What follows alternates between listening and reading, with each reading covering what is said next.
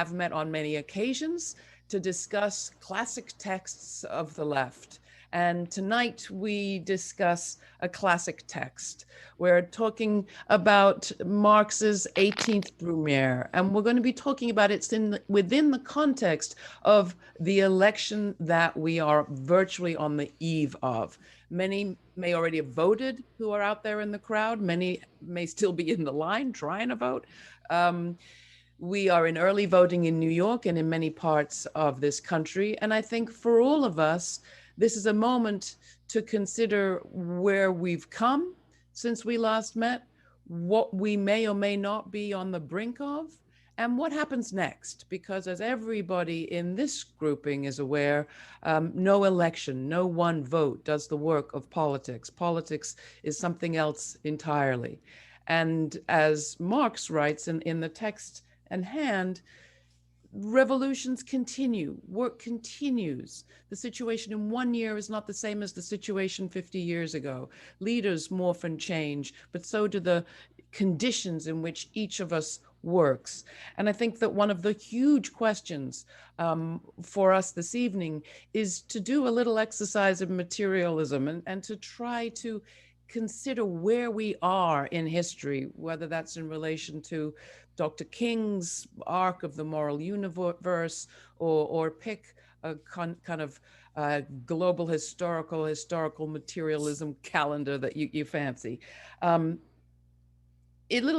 Few years after the rise to power of Louis Napoleon, Marx wrote in 1859 about his coming to power.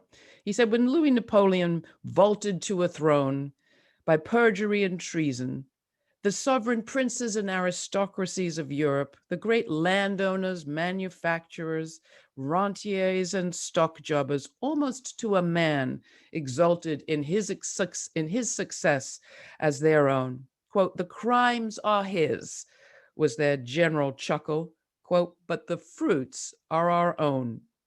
Louis Napoleon reigns in the Tuileries, in the presidential palace in Paris, while we reign even more securely and despotically on our domains, in our factories, on the bourse, the stock exchange, and in our counting houses, in our banks.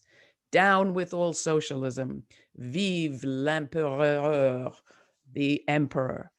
That was in 1859. Marx is reflecting on how the establishment, the status quo, and the powerful of the 1840s responded to the rise of Louis Napoleon.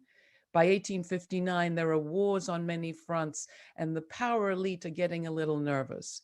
And I think one question I would start us with is power getting nervous? And if so, nervous about whom? And if real change is possible for us, what form might it take?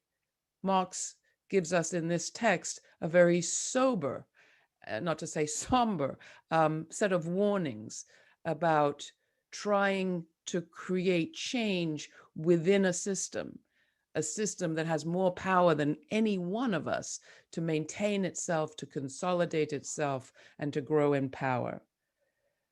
All the revolutions perfect the machine instead of smashing it, writes Marx. And I think one of the questions for us is what to do with a political system that inevitably in a November like this one every 4 years gets up expectations of a certain kind of change and then inevitably dashes those expectations very soon afterwards. I'm going to come, I think, to you first, Cornel. Let's have you kick us off. You're nodding. I think that you might hear something with which you agree. Where do you think we are at in that arc of history? And how are you thinking about 18th Brumaires in this context of ours? Well, one, it's just a blessing to be in conversation with you, my dear sister Laura, and to be able to revel in the dialogue with Brother Chris and Brother Rick is another grand blessing. One, salute Brother Rob and Sister Maria for facilitating my coming. No, let's just begin with the greatness of Marx in terms of how he teaches us to see as well as feel and act. He provides a lens through which we look at structures of domination, beginning with the ways in which capitalism is changing and rechanging both itself as well as resistance forces from the outside, always connecting it to empire. And then understanding the ways in which other forms of oppression are operating. It could be slavery in the New World that he's concerned about. He's writing to the New York Tribune at the same time. It could be ways in which women are being subjugated. These days, we never lose sight of our precious trans and gays and lesbians, but the lens through which he's allowing us to provide a perspective. And this is so very important, because one of the reasons why we on the left are so weak and feeble at the moment, and at a time in escalating fascism, not just here, but in various parts of the world, and in India and in Hungary and in Turkey and in Brazil and so forth and so on, is that we don't have enough people who can see clearly the role of a predatory capitalism in which Wall Street and financial services are riding in the saddle. And that connection to Pentagon and the militarism, the African on the continent, the ways in which the 800 military units of the American empire are connected to that predatory capitalism in which Wall Street and which financial elites are at the center, and then the public face white supremacy in the United States, and how the relative collapse of a neoliberal rule for so long, and then the unleashing of neo-fascist figures like Trump and his followers, so that Marx is writing at a time when the left is very weak, and yet there's escalating peoples hungry and thirsty for the lens that he has, and one of our roles is to provide this lens so that we feel more deeply, we feel the pain and the suffering, but we don't have crocodile tears about it. We act courageously, organizing, mobilizing, and oftentimes, a lot of times disagreeing on strategies and tactics in terms of how do you fight fascism? Do you have a coalition with neoliberals who themselves have contributed their own crimes, be they war crimes abroad or crimes at home? Marx is an example, I think is a very, very grand example as a thinker and activist, as an intellectual and a leftist for us at this particular historical moment. Thank you. Do you want to come in on that, Rick? Sure. Let me try to pick up also on Marx and how he enables us to see and to think. The first thing that occurs to me is that, for me, the greatest contribution of Marx was to foreground the economic system, to see that it had been underappreciated for the role it played in shaping all the other parts of the society. Not that the other parts are any less important than the economics, not at all, but to bring the economics in from the marginalization of economics that so many of the leading thinkers of the time practiced, and to bring it to the core. That, for me, is one of the tasks we have now. Because for me, what is exhausted in the United States is the capitalist system. It could not handle this pandemic. It could not handle the business cycle that roared back at the same time as the pandemic. It could not handle, once again, even the beginnings of dealing with the unbelievable, atrocious treatment of the African-American community across the history of this country. And these chickens are coming home big time all together, and it's too much for the system, and the system can't handle it. And when capitalism has in the past been crippled or hobbled by its Great Depression in the 1930s, fascism was one of the ways it found to get through. Use the government to impose and enforce what could no longer be sustained any other way. The second thing I would bring in that comes out of the history of Marxism is to pick up, Cornel is right, the left was very weak, 1859. But remember, it was sandwiched between two moments of European history in which the left was roaringly powerful. the revolutions of 1848, a dozen years earlier, and the Paris Commune, a dozen years later.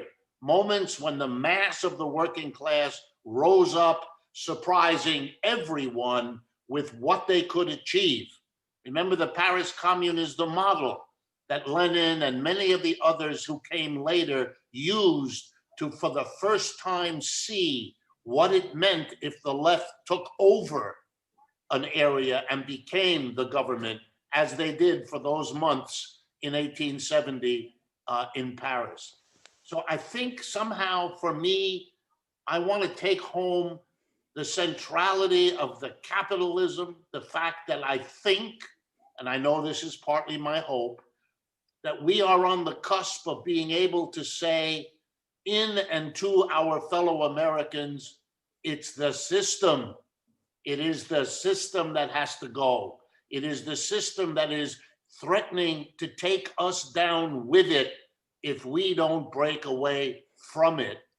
And that the other part that I want is to stress, yes, we are weak. We have to face it. But we have been strong before. The left has been strong after its period of weakness. It's really less whether we are weak than how we handle the moment of weakness in this election season and afterwards. I think the strength is there if we figure out how to tap it and how to mobilize it. Well, you put your finger on the core question, really, that Marx tries to, or raises in this essay, in that he describes in infinite and painful detail what comes of a kind of liberal elite's attempt to make the most of an incremental change within the system. And we can wonder who exactly the parallel is to today in our own moment. But he's pretty savage about what happens to liberal elites who try to, or what happens to change when liberal elites try to bind themselves to a system and change it from within. I have to say, looking at the ascent of Biden, which I certainly prefer over the alternative, I wonder if it is possible that a kind of repeat of 2008 could take place, where we also felt we were in a crisis, where we also felt, well, this time we understand the crisis of capitalism and we're not just going to let government lead, but we're going to continue to lead from the streets. And instead we kind of sat back, and I heard someone describe it recently as we allowed our movements to transition to movies, where we just kind of watched things play out. Chris, I know that you were intoning against all of that back then, and you are no doubt the same today. How are you positioning yourself vis-a-vis this moment, whatever it is, 5 days ahead of an election? It depends on how you read the system, which is why the 18th Brumaire is important. So if you have a functioning system, let's say, go back and look at the Watergate scandal around Richard Nixon. There you have the ability by the part of liberal small L elite, Democratic elite, both Republican and Democrat, to remove a president. The question, which I think Marx asks, is whether we are in something that is sui generis and perhaps more dangerous. And that is whether we have reached a moment in which political rot, coupled with personal incompetence, even buffoonery, will lead to a full-scale, systematic, constitutional crisis. And I would argue that that's where we are, that at this point, the system has seized up to such an extent because of the dominance of corporate power, that the incremental and piecemeal reform that is the role of a liberal elite to ameliorate the worst or most egregious aspects of capitalist democracy, to confront a patently corrupt political mandarin such as Trump, no longer works. And that puts us into the kind of territory that Marx was writing about. Marx understood, and I think elucidated perhaps better than anyone, the peculiar dynamics of unfettered capitalism. He understood that capitalism has built within it the seeds of its own destruction. So when capitalism is no longer constrained and essentially given free rein by an ideology such as neoliberalism, which never made any economic sense. This was an ideology David Harvey, I think, has written very well on this in A Brief History of Neoliberalism. When capitalism essentially cloaks itself in absurdist ideology, there's nothing in economic history going back probably thousands of years that to justify the seizure of wealth and power by a tiny elite as somehow beneficial either economically or politically, then what you see is a kind of what Marx would argue is a kind of cannibalization of the very system that supports capitalism itself. And so when you, for instance, when you offshore all of your jobs, then you reduce the ability of wage earners within the economy. That makes it harder for speculators who take over to amass profits. And then what they do is begin to feed on the very system itself. That's why you privatize schools. That's why you privatize utilities. And then you begin to eat away. You begin to hollow out the very structures that makes the state possible. And I think that's clearly where we are. Joe Biden, I don't think Joe Biden has any real ideological, moral, or intellectual core. He has shifted with the winds. He's abjectly served corporate power his entire time in public office. They used to call him Senator Credit Card. He is an architect of the endless war, one of the cheerleaders for the endless wars in the Middle East. He passed the omnibus crime bill that exploded the prison population. He has called throughout his political career for cuts in Social Security. He was a friend of segregationists. And he was anointed by the corporate elites, the oligarchic elites, who can live with Trump, but prefer somebody who has more decorum and is less of an embarrassment to the empire. But that means that the very engine of corporate capitalism, which is already destroyed, I think, most democratic institutions, and as Carl Polanyi would say, turned the economy into a mafia state, will accelerate. And that gets back to Marx, because when you marry a decayed or rotten system with a corrupt ruling class, then you raise the possibility of very seismic and dangerous political movements. So I have not voted for a Democrat and will not vote for, I've already voted. I voted for the Green Party, but that's just what I've done since before 2000. A lot of that's personal. I have spent months of my life in Gaza. It's the plight of the Palestinians is not an abstraction. As Cornel knows, I teach in a prison. The lives of my students and their families were destroyed. I mean, half of them wouldn't even be there, but for figures like Biden. So there's just, I'm not arguing that it's politically practical, but it's a kind of personal loyalty. But I think what we will see if Biden wins, and again, I don't think in any way that is foreordained, but if Biden wins, we've already created such a media gulf, we've bifurcated the country into these antagonistic tribes that no longer have the capacity to communicate, that no longer have a common narrative. You will get that stabbed in the back mantra from Trump, and you will see an acceleration of the kind of right-wing neo-fascist violence that I saw in Yugoslavia. And I'll just end by saying that there are many, many parallels to the breakdown of Yugoslavia. I think what people forget who weren't there or didn't study it is that these ethnic militias who wanted to put on camo uniforms and carry AK-47s were posturing in the same way that the Proud Boys and these other neo-fascist groups posture. They weren't actually looking for violence. They certainly weren't looking for a war. But once you begin this dance, you eventually, and we've already come close to it several times. Portland saw an Antifa supporter gunned down by, assassinated in the same way that people were at Piers from the New York Times story. People were gunned down in extrajudicial killings, the kind of things I saw in Argentina or later in El Salvador. And then we had, of course, a member of the right-wing Patriot Prayer Group allegedly killed by an Antifa supporter. We just got a report the other day that somebody was driving with a van full of weapons to assassinate Biden. All sorts of death threats against figures like Representative Ilhan Omar.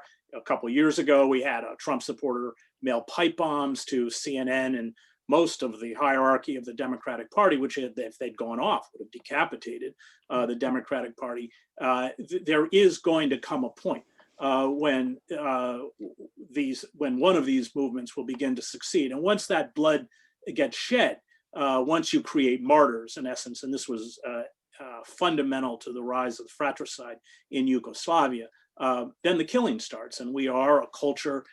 As Richard Slotkin has, I think, amply demonstrated, we are a deeply violent culture. Hofstadter as well. I was Cornel, gave me his book on violence, and we are awash in military-grade weapons.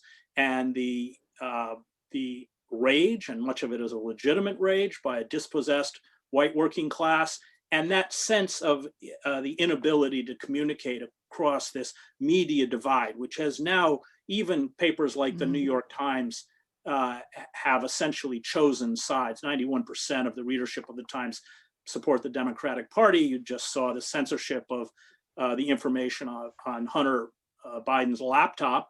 Even the Biden camp is not arguing that it's fictitious, in the same way that the Podesta emails in 2016 weren't fictitious, but and then you get the media platforms. That's all very dangerous, because people then only speak within their own echo chambers. So I think the country is unraveling. I think that Biden is a disastrous choice. I think that the violence, with or without Trump, is going to be ratcheted up. And I find so many parallels to the disintegration in Yugoslavia, which of course vomited up these Foonish figures, Radovan Karadzic, Slobodan Milosevic, which are very Trump-like. Thank you. The very end of the Brumaire essay seems worth reading just because it so reflects the moment we're in my view. Driven by the contradictory demands of his situation, and at the same time, like a conjurer, under the necessity of keeping the public gaze fixed upon himself as Napoleon's substitute by constant surprises, hence of executing a coup d'etat in miniature every day, Bonaparte throws the entire bourgeois economy into confusion, lays hands on everything that seemed inviolable to the revolution of 1848, makes some tolerant of revolution, others desirous of revolution, and produces actual anarchy in the name of order, while at the same time he divests the whole state machine of its halo, profanes it, and makes it at once loathsome and ridiculous. And the point that the reason I'm raising that after what Chris has just said is it speaks to, and he speaks constantly in this essay, to the veneer of what's happening versus the reality of what's happening. The sort of front game of puppetry and attention grabbing behind the backdrop of is cementing a kind of despotism as an alternative to anarchism or real change. Into that, there's many questions, and I'd like us to raise some of them about the lasting effects of this moment with respect to the American popular feeling about government, of any sense of a functioning government, communications. You talked about communications, Chris, but we have now a legacy of misinformation and lies that is not going to go away with any election or with any time soon. At the same time, in all of this, and I'm coming to you, Cornel, we have the biggest uprising, most integrated, most wide-thinking, deep-going popular uprising demanding I think, not just a racial reckoning, but a reckoning with power and white supremacy in this country that we have seen. Where does that play in this moment, in your view, Cornel? Mm-hmm. Yeah, I think that Marx has got to be the brook of fire through which we pass, which means we've got to keep the focus on the particular ways in which predatory capitalism was undergoing change to preserve not just its profit maximizing, but the asymmetric relation of power at the workplace. But what Marx could never have imagined is a thoroughly, deeply racialized predatory capitalism, a thoroughly, deeply gendered predatory capitalism, a thoroughly, deeply militarized. And by militarized, I mean the gunfighter nation that Brother Chris was talking about. The vigilante violence among citizens vis-a-vis other citizens, especially white citizens on black citizens, but citizens across the board, citizens just killing each other, whatever colors they are, because we're such a gunfighter nation, wedded to this myth of the frontier, more regeneration through violence. And you get it so that even the violence of the ruling class vis-a-vis the workers, that dictatorship of the bourgeoisie that Lenin talked about in terms of the United States between 1870 and 1919. You see, these factors have to be at the center of what we think today to help us understand how a public lynching of a George Perry Floyd Jr. could constitute a catalyst for the kind of awakening that takes place, but an awakening that does not focus directly on predatory capitalism. It's awakening on the face of that predatory capitalism, which is white supremacy in the American empire, with its militarizing in other parts of the world, Latin America, Middle East, Africa, and so forth, dropping the drones in Pakistan and Yemen and Somalia. So that we've got to be able to get our fellow citizens and fellow human beings to see these power dynamics of those who rule, and then keep track of the forms of resistance. And of course, marching on the streets, 4,700 rallies. It's a lot of people, 2,000 cities, largest protest movement in the history of the nation. Now, what impact has that had on the neoliberal wing of the ruling class, which is That's Biden? the question. Hardly any at all. Because the weakness that we have as a left are is one in which they say we have nowhere to go. We have nowhere to go. And this is where the issue, do we go green? Do we go the opposition? We got Brother Hawkins and Sister Angela running. Where else do you go? And I think we can camaraderie, agree or disagree. I'm gonna love Chris no matter what he does and so forth. But in an anti-fascist coalition, then you're gonna find yourself with the militarizing, Wall Street friendly, Pentagon embracing neoliberals just to stop the race toward American fascism, which calls into question the very possibility of any kind of democratic movement. And that's where we wrestle strategically and tactically. And this is something that Marx, of course, could never have conceived of, because the American empire is a very distinctive kind of empire. And most Americans are in denial about America even being an empire. Yeah. But to just push for a second, I mean, Cornel, to stick with you for a sec. Sure. Do you think that there have been real changes to our situation vis-a-vis our government, our means of communication, our class formations, if you will, in this period, or simply a continuation? And I don't know which way I want you to answer that question, because on the one hand, the kind of anarchy in the name of order at least leaves a space where a movement like the one you've just described could come in. But if you answer the other way, no, we've actually had order, even though it looks like a lot of anarchy because we have a clown up there, makes me feel like it's much easier just to have continuation, which is not what we actually want. Well, we certainly have not had substantive transformation in terms of power relations at the workplace. What we've had, for the most part, are crumbs, concessions of a ruling class to make the class an imperial hierarchy more colorful. So you got black, brown, yellow, women's faces in high places, empire still in place, predatory capitalism stronger than ever. But what is crucial, and I want to just end with this, though, Sister Laura, is the intensifying of the conflict between the neo-fascist wing of the ruling class and the neoliberal wing. They are at each other's throats. They agree on rule of Wall Street.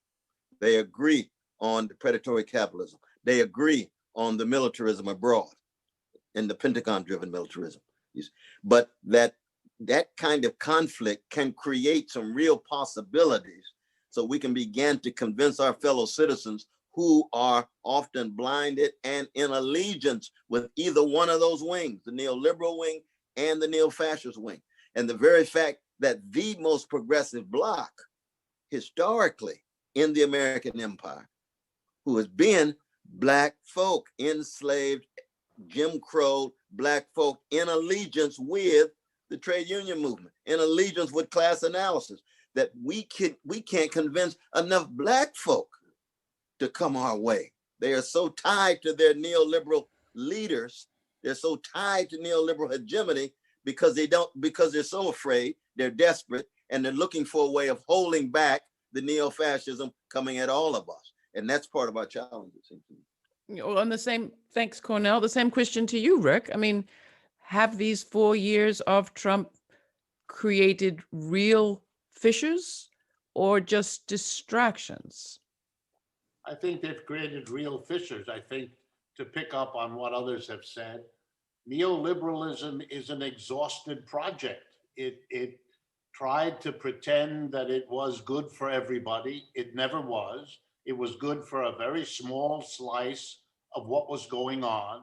It was used by the American capitalist system to concentrate wealth. It did a good job of that.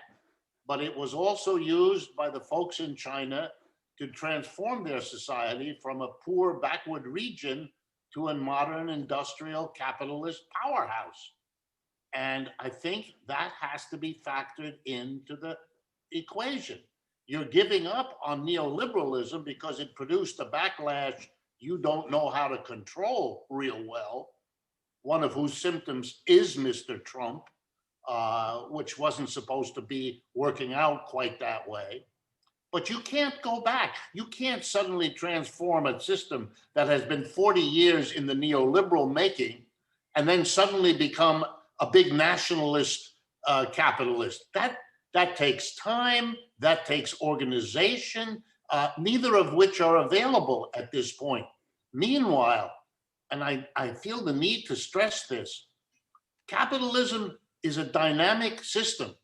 It moves, it changes, and it has moved and changed, and I'll say this as starkly as I know how, it is abandoning the United States.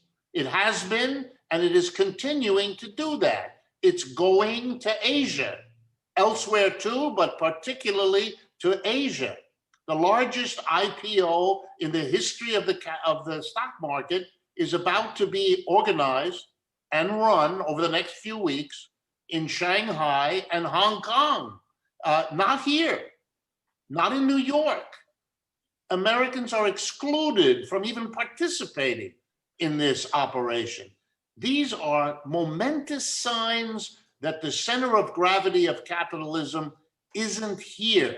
And I think one of the things we have to do is ask how to understand the end of the neoliberal period, if that's indeed where we are, the desperate effort to go in a nationalist, quasi-fascist direction, and the good possibility, in my own judgment, that both of those are dead ends. They're not going to work.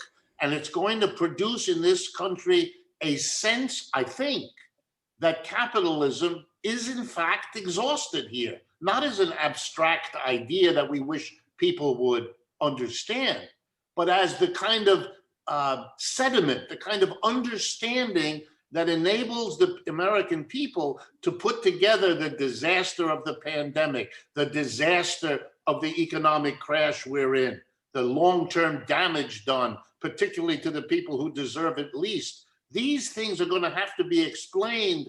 And I think we have a chance to make the capitalist system the explanation that holds these things together, and that could be the catalyst for the coming together of a movement. Mm. Again, returning to the text for a second, Marx writes that the social revolution of the 19th century cannot draw its poetry from the past, but only from the future. To ask you to continue for just a second, Rick, what would our next system, situation, moment look like in your view? Well, I beat this drum a great deal. So with your opening, I'm going to beat it one more time. Beat away. The core idea for me that I think we can now get across to the American people and beyond, the core idea is that one of the roots of both the neoliberal and the fascist nationalist turn option, the core behind both of them is a reality that has to do with the organization of the workplace in our society. This way of organizing it so that a small minority, employers, make all the key decisions, control all the levers of power, and dictate effectively to the mass of people in an unaccountable way, the employees, what they do, how they do it, where they do it, and what is done with the fruits of their labor. For Marx, I think this was the core flaw, if you like, the core failure of capitalism that would be its undoing once you got folks to understand how many of the problems they have come from this way of continuing to organize the workplace. So for me, for example, I don't think it matters a great deal to most capitalists whether Mr. Trump stays there or Mr. Biden replaces him, because as you quoted at the beginning, Laura,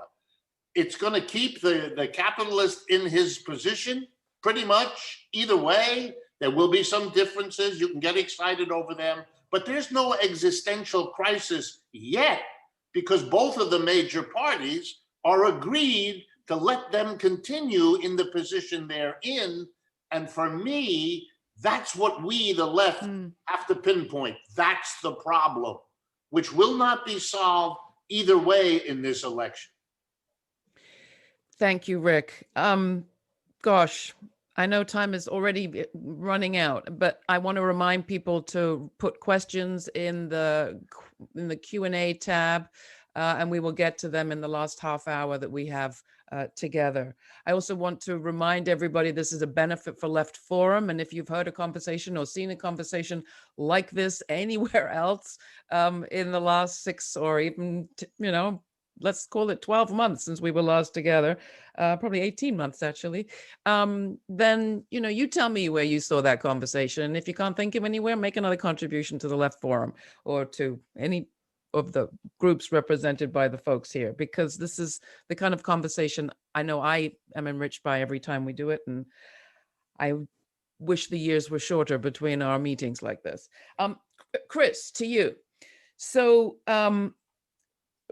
Rick urges us to look at the real fissures of this moment and talks about capitalism having run its course, neoliberalism being a last gasp. To many at this moment, their workplace has disappeared. They are dislocated at home, wondering where their next paycheck may come from. Facing foreclosure, eviction, you name it. I'm wondering, in the way that Marx does in this essay, discuss the features and characteristics of different class groupings and what led them to behave in the way that they did in this mid-century period he's describing, and what had changed between the French Revolution against the monarchy and this period.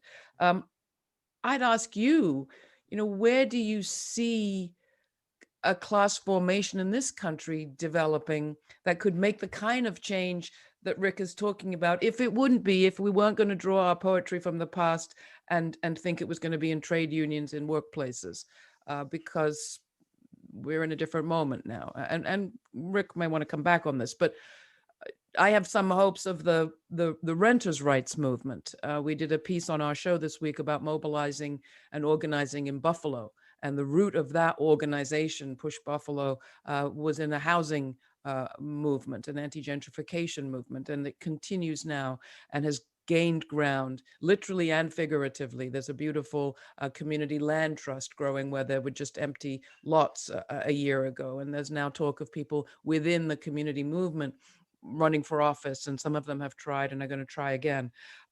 Where do you see class, as it were, power right here, right now, of a sort that could make the kind of change that we're discussing? I think the left has been pretty well destroyed. The union movement has been destroyed. I would just add a caveat to what Cornel said about the wariness, I think, of many people of color towards the union movement, is that it certainly, after the destruction of left-wing movements like the Wobblies and the old CIO, and of course the Communist Party, came with such a great deal of racism, which still exists. And that, of course, means that our largest age voting bloc is about 100,000 people who don't vote. And that's because from one administration to the next, and I think of the families of the students I teach in prison, it really doesn't make any difference whether it's a Barack Obama or George W. Bush, and they're not wrong. But I think we have to look at the crisis that's coming. We cannot control the pandemic. An estimated 300,000 Americans will be dead by December. This figure is expected to rise to 400,000 in January. We've not been able to confront the economic fallout from the pandemic. Real unemployment, when you count those who have stopped looking for work, or those who have been furloughed and won't be rehired, or those who have jobs but are still below the poverty line, real unemployment is probably between 15 and 20%. Our privatized healthcare system, which has made record profits during the pandemic, is not built, and it's not designed to cope with a public health emergency. It's designed to make money. We have less than 1 million hospital beds in the country, and that's because for the last few decades, we've just merged hospitals or closed them, reduced access to care, and that's why you get in places like Milwaukee, they're erecting field hospital tents. We didn't have the ventilators, masks, tests, or the drugs to deal with a pandemic. And all of this is, it's playing out in very real time. 48% of frontline workers right now, who we depend on, are ineligible for sick pay. 43 million Americans have lost their employee-sponsored health insurance. There are thousands of bankruptcies every day, many of them tied to medical costs, even for people who have insurance. Food banks are overrun. 10 to 14 million renter households, that's about 30-some million people, were behind their rent in September. That's 12 to 17 billion in unpaid rent. That number is expected to rise to 34 billion in January. And we've seen a lifting on moratoriums and foreclosures. The hunger has tripled since last year. The number of children who don't have enough to eat is 14 times higher than it was last year. There are 8 million more people who are now classified as poor. And this while the richest 50 Americans have as much wealth as half the country.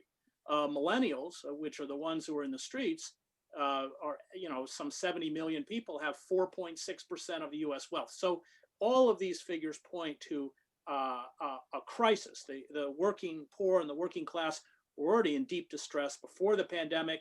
Barbara Ehrenreich correctly called being poor in this country one long emergency. And that's all about to get worse. And Joe Biden is the Democratic Party. But where's the agency? I mean, does that constitute, we still need agency, you need organizing, you need some kind, I mean, Marx talks about. But the problem is that without an organized left, I mean, Europe went one way in the 1930s and we went another. And you see the rise of this. I wrote a book called American Fascists, the Christian Right in the War on America. I didn't use the word fascist lightly. That's who a figure like Amy Barrett is, because the Christian right is the handmaiden in the same way that the Nazi Party was to the German industrialists. The Christian right is the handmaiden of corporate power because they, through the prosperity gospel, argue that people who have wealth and power get it because they are good Christians, and that those who don't have, who suffer or are poor, or that's because they are not right with God. And of course, the white supremacy element within this movement is, which really goes right back to its founding. So what I think what we're seeing with the coming crisis and with the anemic quality of the left is flirting with a very dangerous form of Christianized fascism. They've already infiltrated the government. I mean, 20% of the federal judiciary, because of the Republican Party, they have control of it. They have 6 now of 9 Supreme Court justices. The Christian right gives 100% approval rating to roughly 250 members of Congress. And that's what anthropologists call crisis cults. So as we barrel towards a crisis, what I see, because of that decades-long destruction of the left, which was turbocharged in the early 1970s by corporate power, that's what the 1971 Lewis Powell memo was about. I don't see that we have the organizing power at this point to push back. And I think Cornel is very right.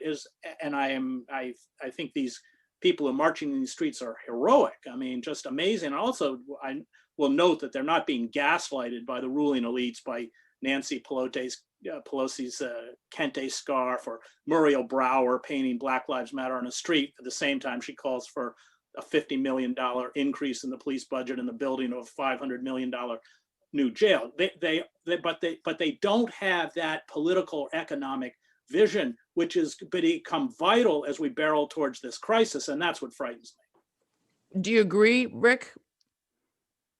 Well, I agree. I always agree with Chris's assessments of this kind of situation, but I don't draw quite the same conclusion. We are different in that regard. That's why I said at the beginning, when you quoted Marx, that you should remember that 12 years before you had 1848, and 12 years later you had the Paris Commune. 12 years is just feeling very long, but all right, keep going. Well, there were other incidents I could talk about. Chris is suggesting we have a period of fascism in between.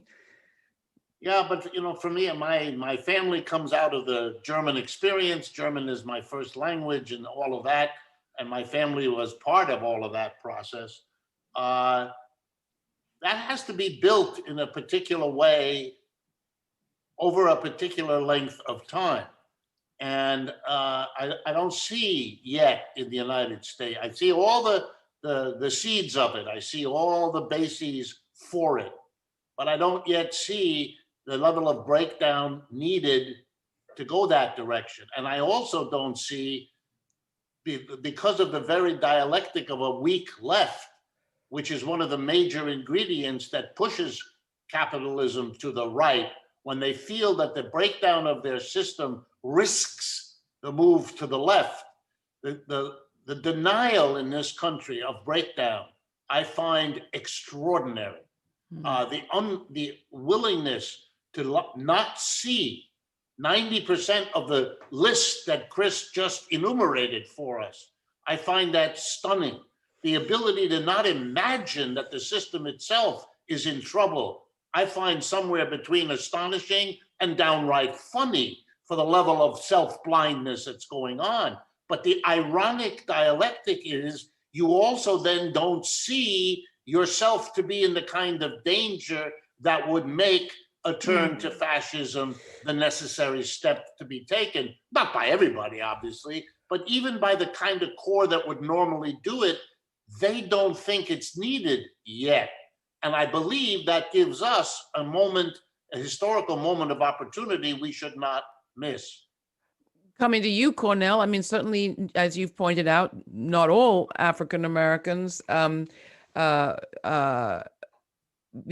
aspire to their piece of the pie. Most are pretty conscious of the crisis they're living in. Many have direct experience of something that feels an awful lot like fascism when it comes to the prison industrial complex.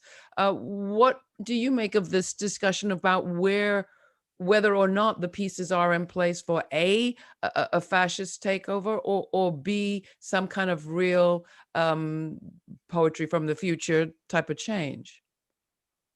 No, I think that a number of the elements are already in place for American fascism. I think there's always been fragments of it. I think the mass incarceration regime was a certain kind of fascist treatment of Black poor people and brown poor people.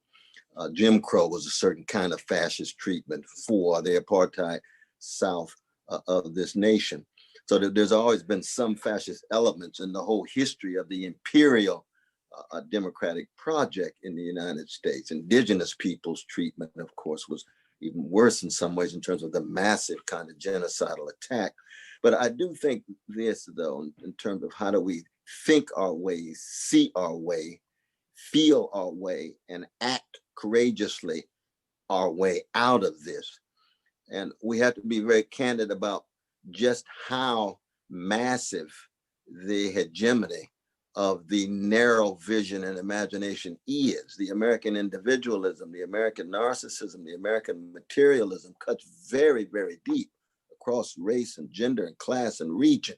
And it's a way of those distractions that you talked about, right? These weapons of mass distraction. How do we pierce them to get our people to see our fellow citizens to see the need for broader vision, imagination, stronger organization, and most importantly, courage.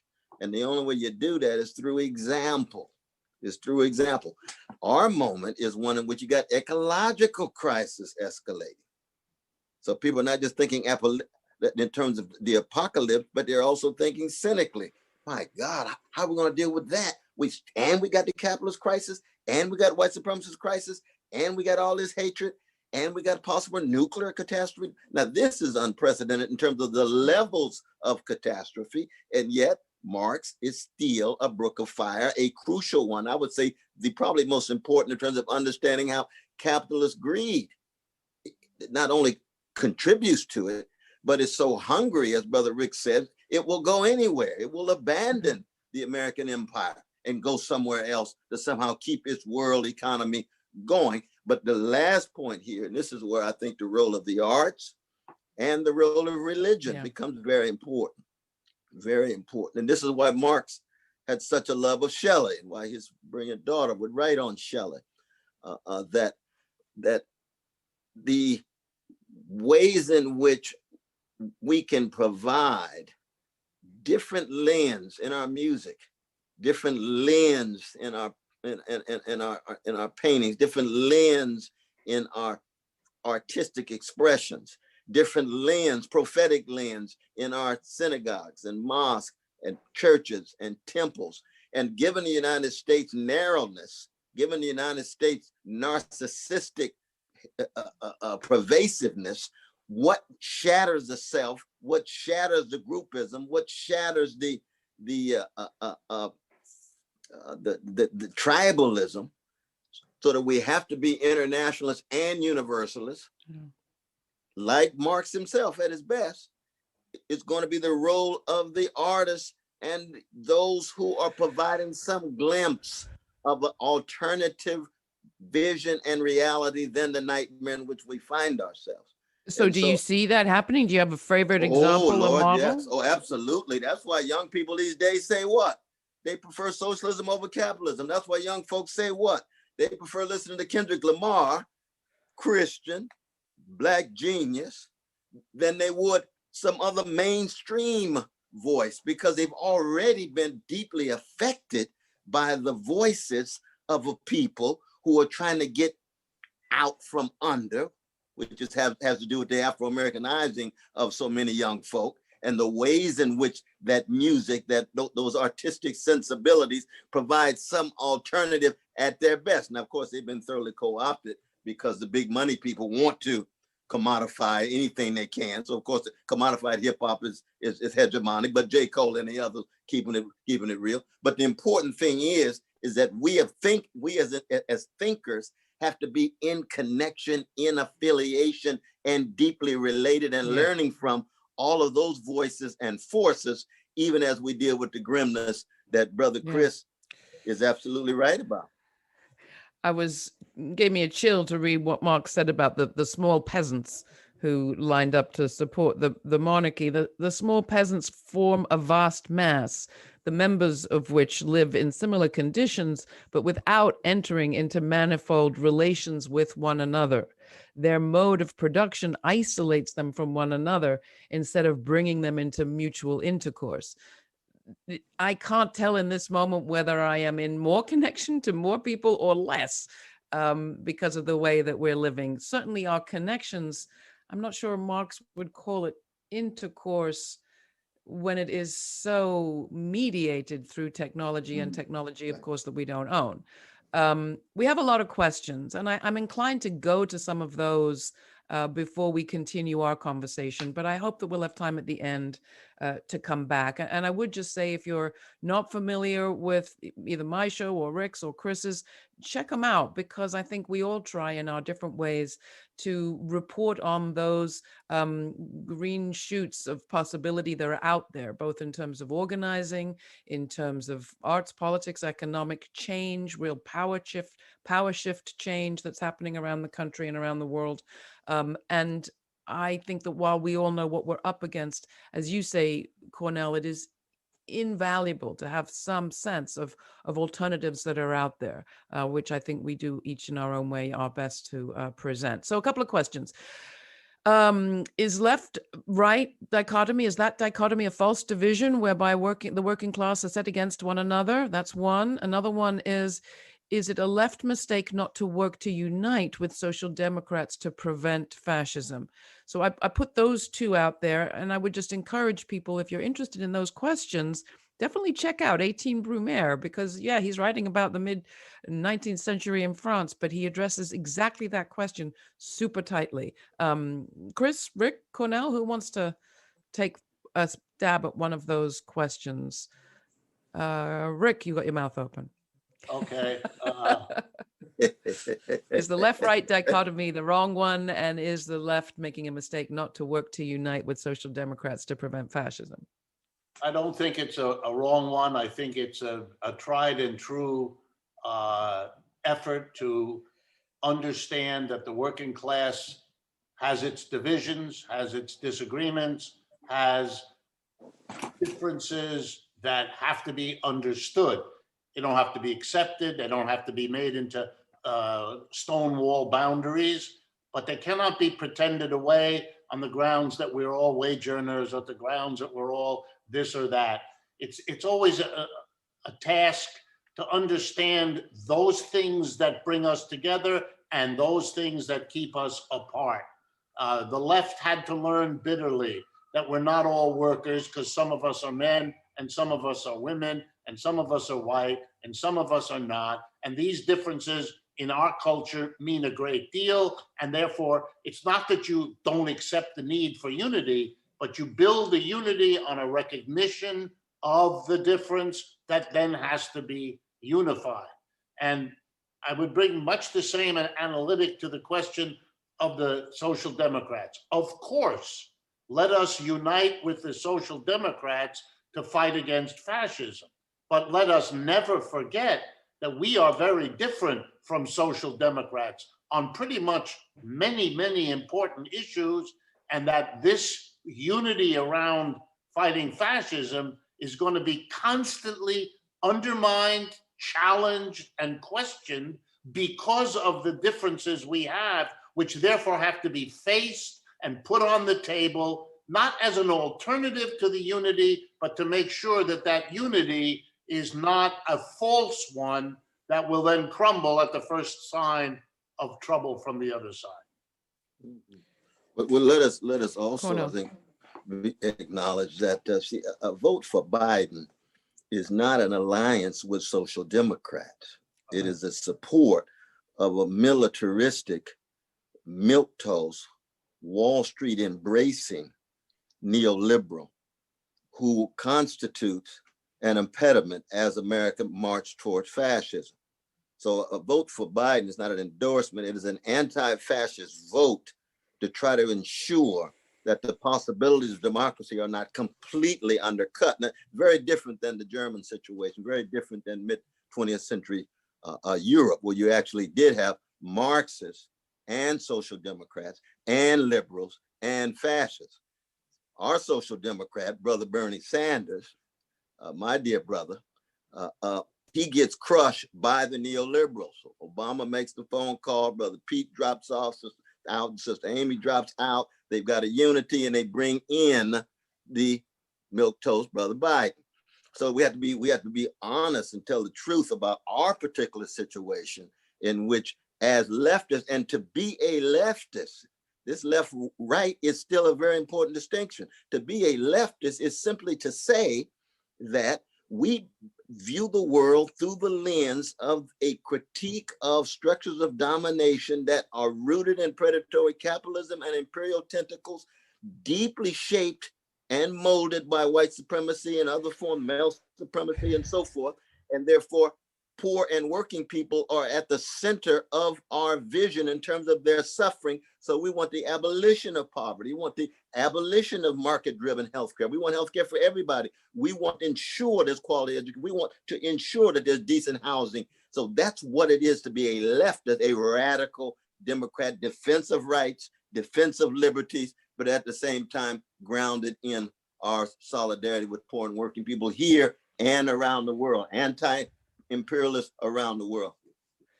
We have a couple of questions speaking to reparations and about the U.S. role in the world. I do feel, though, that we need to address the reality of this precise moment. It's been brought to our attention through a number of different people asking questions related to what has literally happened in the last day and hours, namely the shoving of Amy Coney Bryant onto the Supreme Court, then she posing with Trump for a photograph, the Supreme Court ruling against allowing Wisconsin to extend the deadline to collect mail-in ballots. And in the meantime, the Senate, under the leadership of Mitch McConnell, declaring it's going to recess until December. And in the background, we have a president who just about a week ago, very quietly signed an executive order giving him ability to purge, hundreds of federal workers from the rolls. There's a lot going on that we're not paying attention to or piecing together. And I'd ask you, Chris, you've painted the grim nature of this situation that we're in. What do you think people can actually do in this moment, given how much, as you've just described, that they're dealing with in their own personal lives? Well, I think, to a certain extent, what they are doing, I think taking to the streets. I'm a strong supporter of Extinction Rebellion, was part of the action in New York, shut down the street in front of the stock exchange. I think we have to replicate the kind of massive, sustained acts of nonviolent civil disobedience that we saw in Beirut, a few years earlier when 10,000 Spaniards surrounded the parliament. I think that's it. And I just want to touch on a point that Rick made. I'm fully aware that the situation is different from Weimar. You had constant street clashes between armed communists and armed fascists, which led to many of which were of course instigated by the fascists on purpose, marching into working class neighborhoods in Berlin to incite it. And then you had the exhaustion and the call for law and order, which played into the hands of the fascists. But there's another aspect to societal breakdown that I think we've replicated from Weimar or Yugoslavia, which I covered, and that's when you have political stagnation and corruption at this level, and the kinds of economic and social misery that it causes. You create what anthropologists call crisis cults. These are cults that play on this emotional, financial, psychological distress. And people retreat into mythical narratives, mythical communities. That was very much, I think it was part of Weimar. I think you could argue that extreme elements of the Communist Party and the Nazi Party were both crisis cults. That's what happened in Yugoslavia along ethnic lines. And I see that happening here with the rise of the Christian right and the militias that are allied with them. So my fear with Biden is that he and the Democratic Party, I think they're completely tone deaf to the suffering and the distress that at least half the country or more is now suffering under. They cede the ground for a far more competent fascist. And I have long been of the belief that we have to break with the Democratic Party itself, that the Democratic Party is, especially under the Clinton administration, responsible for the betrayal of the working class and the rage of the working class. And that rage is particular to the Democratic Party because they continued, figures like Obama and Biden, but to speak in that kind of feel your pain language while selling them out. And so we desperately have to stop surrendering to a Democratic Party as some, or political figures within the party. I mean, AOC and these figures get a lot of media attention, but they have absolutely no power within the party at all. That's just part of the media landscape where they play one extreme off of another.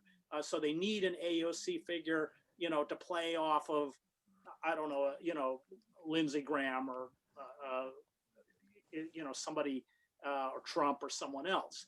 But that's the media landscape. It's not the political reality. So I think we have to begin to mobilize to essentially begin to cripple the functioning of this corporate capitalist state and confront directly what John Ralston Saul has correctly called the coup d'etat in slow motion that's taken place. And if we don't, for all the reasons I spoke about earlier, as we barrel towards a crisis, you will see these crisis cults which come out of the Christian right or come out of these right-wing militias, which have strong connections. I mean, that this attempt to kidnap the governor in Michigan, these groups have been supported and funded by right-wing organizations that have direct ties to Betsy DeVos and Eric Prince, who founded Blackwater.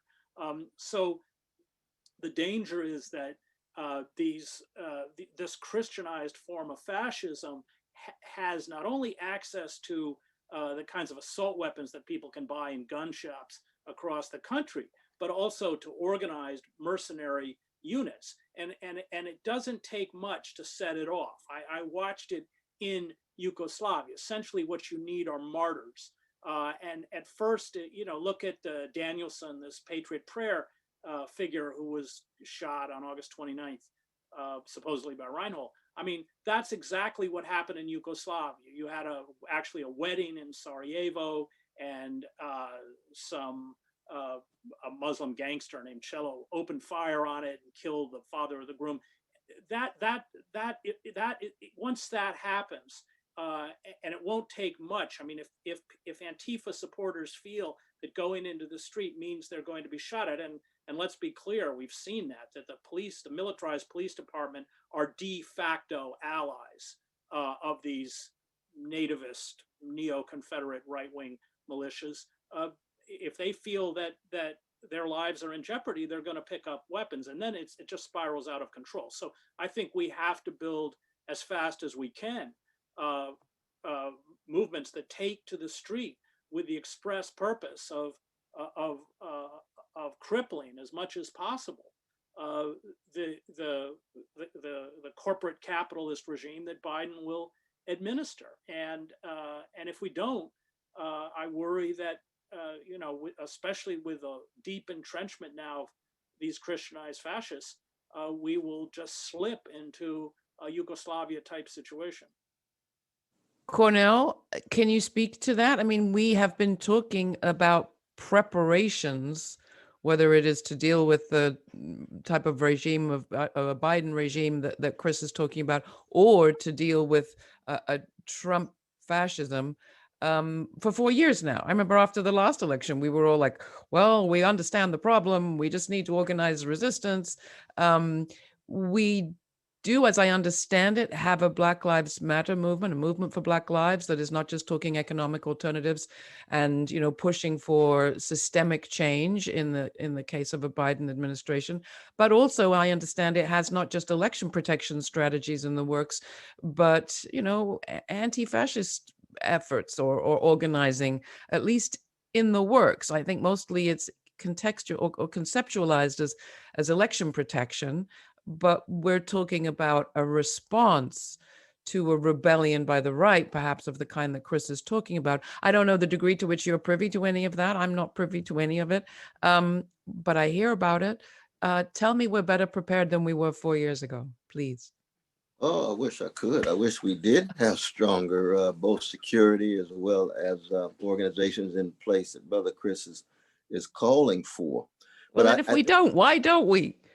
Because we don't have the resources, or we don't have the organizational clout, and we don't have the vision, and we don't have the coming together, the solidarity. This is what it is to be weak, that we started with brother Rick. And I think we had to be honest about that, but also the continuities, because Sister Laura, you know very well that to attempt to tell the truth about an American empire tied to capitalism and white supremacy, male supremacy, means that as a freedom fighter, especially a black freedom fighter, you basically know you can get shot anytime. I mean, me and Brother Chris just went to see Mumia Abu-Jamal a couple of years ago, and we know that's real. Sada Shakur, it was the Obama administration that added the bounty on her head to 1 million in Cuba.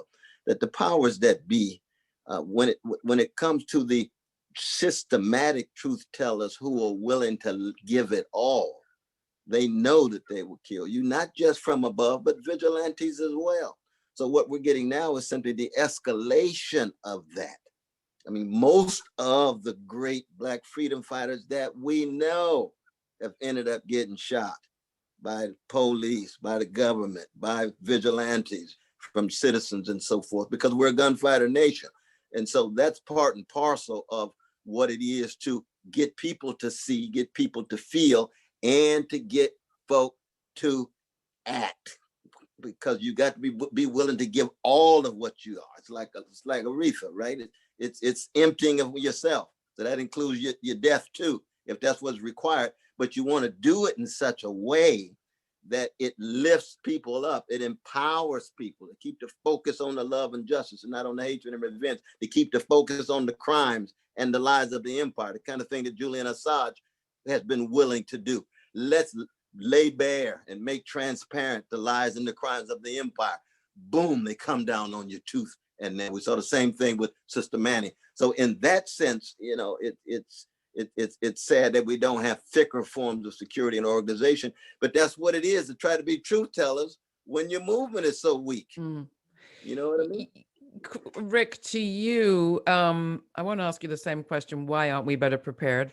But I will ask whether on the other side of what's happened over the last 4 years, we've seen anything that gives you a sense that we are in a different place. And the thing that I've been wondering about is whether the discussion that we've had and the experience we've had of there being a grouping of people underpaid, underprotected, precarious, but ever so important, called essential workers, whether that consciousness drops a penny, perhaps, in our understanding of where we are and who we need and what we need. Some of the questions on our Q&A have to do with the effect of the COVID-19 pandemic on all of these trends and phenomena. And to me, that's the most hopeful one, is that we don't talk class politics, but we have started to talk essential workers in this country. And maybe that's an American version. I was going to pick up on a very similar theme. For me, running around the country and doing the work I do, which I know Chris and you do, and Cornel sure does, and so forth, I see enormous changes. For example, 5 years ago, when I would talk about the system, people didn't know what I was talking about. They wanted me to explain to them what system. And I would talk about capitalism. And I could tell, I've been a teacher all my life, that as I spoke, there was a kind of glaze that came across people's faces, which I think half the time they were dismissing what I was saying as some kind of ancient jargon that they had risen beyond, or at other times they didn't know what concretely to put in the place of this word, so it didn't mean much to them. It is extraordinarily different now. I can talk about capitalism and the critique of capitalism, and I have an audience, all of us do, that wasn't there 4 years ago, that has learned some things, maybe even partly from us, but probably mostly from their own experience as they grapple with, well, why are we dying, unlike virtually any other country in the world, from this disease? Why are we suffering a level of unemployment that no country in Europe even came close to over the last 6 or 7 months? I mean, what the hell is going on with the system here? You know, the last book I wrote is called The Sickness is the System. To get people away from the sickness is COVID virus, you know? And now we could make that book have that title because people get that. Now, that's not enough. I'm not claiming it's enough, but it is a quantum leap for in this country where I remember when I was a graduate student, I wanted to write my dissertation about capitalism, and my esteemed professors, who included several Nobel Prize winners, explained to me that there was no such, these were economists, by the way, there was no such thing. So I could not call my book, the first book I ever wrote was an analysis of British colonialism in East Africa. Okay, I couldn't use the word colonialism in my dissertation. It was a commentary on aspects of British foreign economic policy. That's what I had to say, because they had gone to the point of ruling the very words out. And we're all wordsmiths, aren't we? We know that words matter, and what words you use in a situation are part of what that situation means to people. So we have made progress. And for me, because I think capitalism is the root of our difficulty here in this moment, I see that as an important step forward. Well, by that token, it should be seen perhaps as a step forward that the Trump administration are going as far as they're going to try to ban discussion of critical race theory and anything that uses the words white supremacy. They see perhaps a threat there. They clearly understand that words matter. Chris, I think we are moving towards the end of our time here. Words do matter. You want to leave us with a few? Well, I mean, we didn't talk about the ecocide, and which threatens the very survival of the human species. You just had the other day reports of huge plumes of methane, and the polar ice caps all of this, of course, is tied to the commodification of everything. Human beings become commodities, the natural world becomes a commodity, that everything is being exploited until exhaustion or collapse. And I think that adds a kind of note of deep urgency to the resistance that we have to mount if not only we are going to protect ourselves from these species of corporate totalitarianism, which has been perfected in countries like China with a lot of help from Silicon Valley and is now rapidly being perfected here. And of course, I think, as Cornel said, that those who try and speak about the bleakness in front of us and the possibilities for draconian forms of repression to, in essence, barrel us towards levels of catastrophe unseen, globally within human history. It is a fight, and I just want to raise again the issue of Julian Assange, who I know and have met with several times in the embassy. And Cornel's right that when you confront empire the way Julian Assange did, or Edward Snowden has been given permanent sanctuary in Russia, the empire is very, very unforgiving.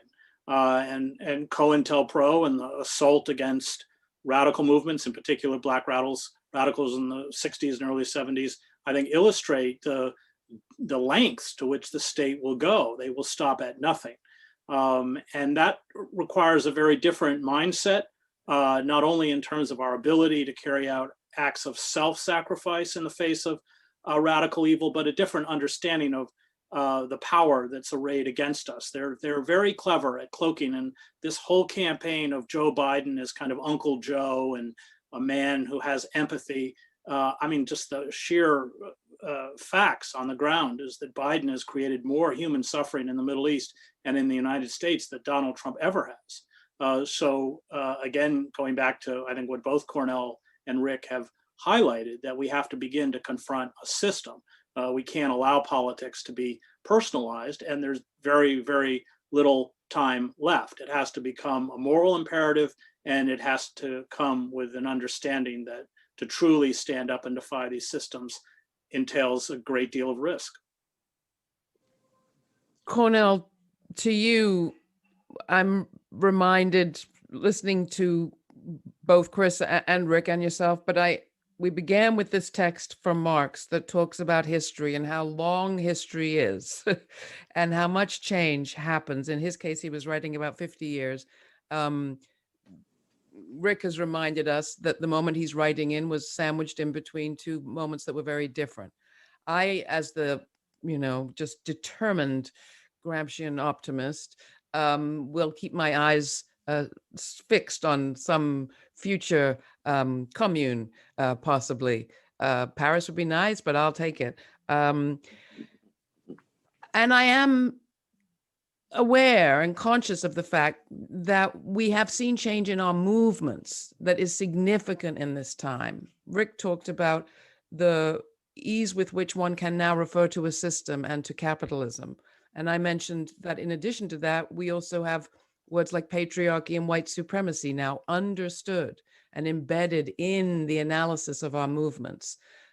We have a discussion around boundaries and borders and the free movement of people that we didn't have even 4 years ago, embedded in our consciousness. And even the very notion of gender as a fixed couple of poles has been destabilized by people who say, to hell with that. I'm going to take over control even of my own gender, getting to the very root of our experience as people, of our bodies and our lives in our bodies.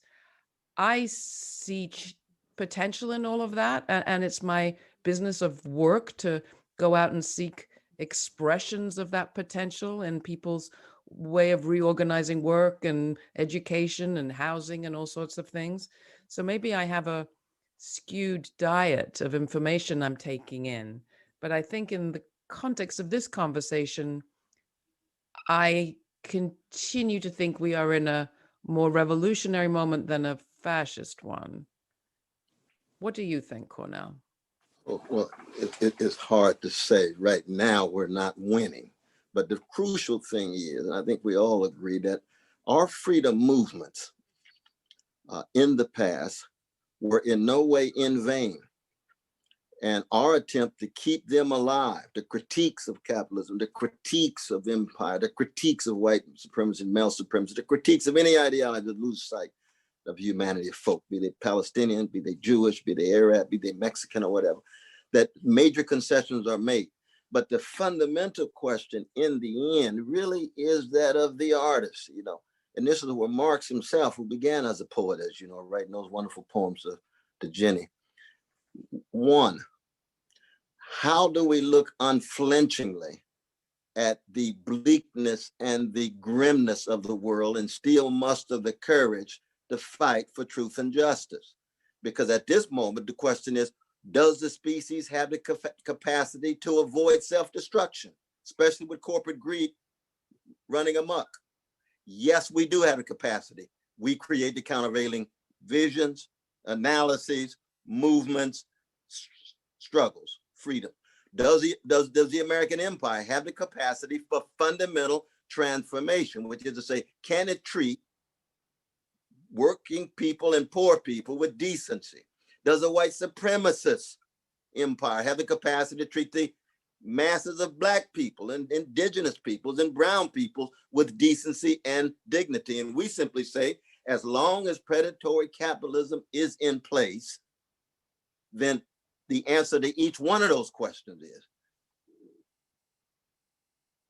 we're losing, but we continue to fight. So we have a defeatless kind of wrestling with despair to still tell the truth. But we're not going to turn away and live lives of illusion and lies in terms of what's coming at us.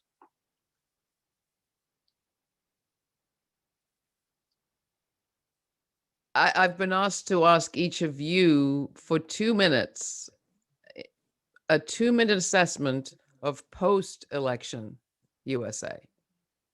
Want to kick that off, Cornel?